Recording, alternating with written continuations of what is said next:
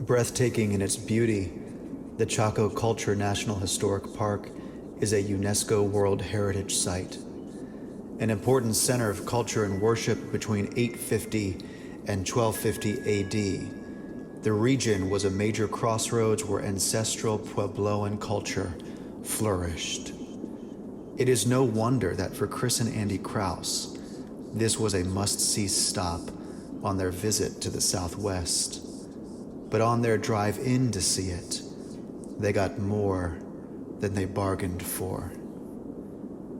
Unexpected Stage presents Haunted, Episode 5, The Exit Strategy. Chris and Andy Kraus hope to see the rugged beauty and amazing history of the canyon, but on the road that leads them there, they see something else entirely. She had to go to Chaco Canyon. I did. We'd already walked through some of the ruins of a pueblo in one of the national parks, but she had to go to Chaco Canyon. I did. So so of course, we went. And I, having been in the Army and read maps and all the rest of it, thought I could navigate.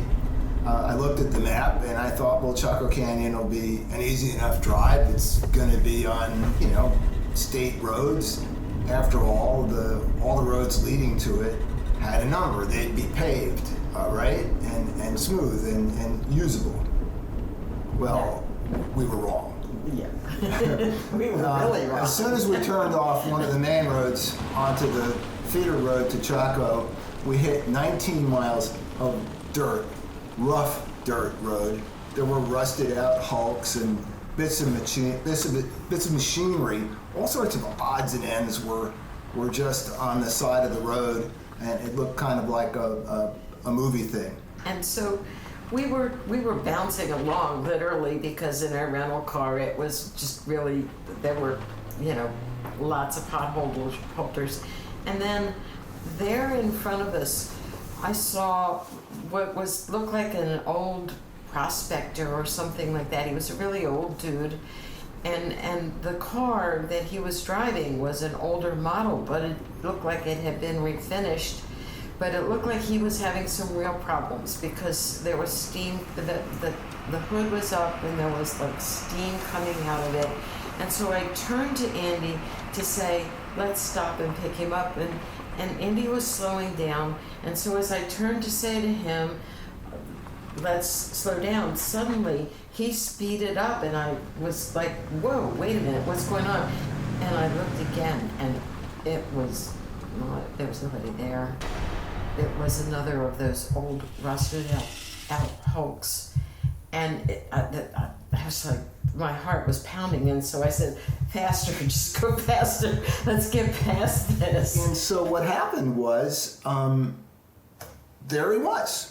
There's the guy, there's the car, everything looks good, and then I drove past it, and as I remember it, what happened was I stopped because I wanted to stop to help the guy, and when I did, I looked back.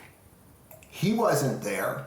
There wasn't any beautifully restored car. What there was a rusted hulk.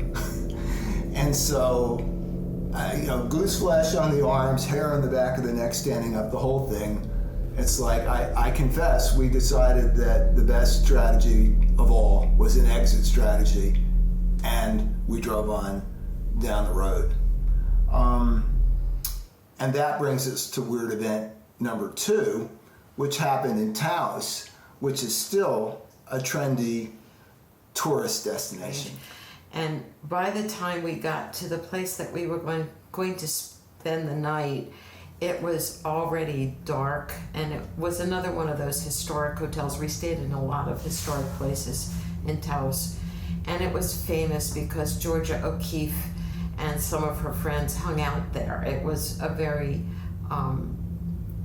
very kind of chic place to stay. Mm-hmm. So we arrived after dark, and the wind was blowing.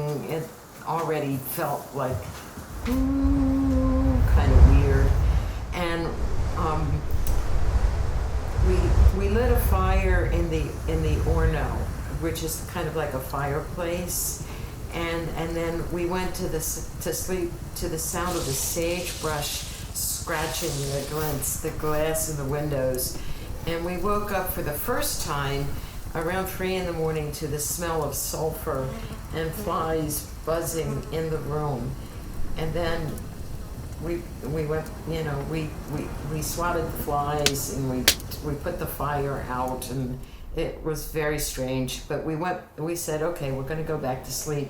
And the second time, we both had really, really bad nightmares. It was like, it was like a succubus kind of a nightmare, and it was, we both had the nightmares at the same time, and we both woke up at the same time.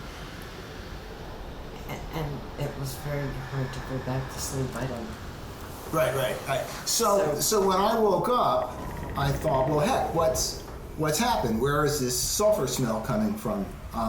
And so I went to the fireplace. It was completely dead. There was absolutely no smell coming in. It was well vented, the whole bit. No issue there. I went into the bathroom, and I confess I sniffed around the drains. I was already a homeowner, and I thought, I know how to find sewer smell, because that's sort of what it smelled like. Nothing. The bathroom had absolutely no smell at all. There was no place in the room where flies were coming in. It was weird. I mean, sulfur is typically associated with demonic or diabolic occurrences in literature, and I thought, this is not good. So I did go back to sleep, and I did wake up screaming from a nightmare when she woke up. And so we said, well, let's go talk to the office. So we did. And they moved us, and here's where the details aren't 100% certain, but I believe it was the next morning somebody said to us, oh, they moved you out of that room? Yeah, we've had trouble with that room. So we'd like to give you another night for free in this other room. We declined. No way. Thank you, Chris and Andy, for sharing these experiences with all of us. If you have a story to share, we would love to hear it. Maybe you have stories from your travels, or like many of us these days, are stuck inside and have a new relationship with your own home. You can write to me at chris@unexpectedstage.org. If you do go exploring, stay safe. We hope you come back to tell us about it.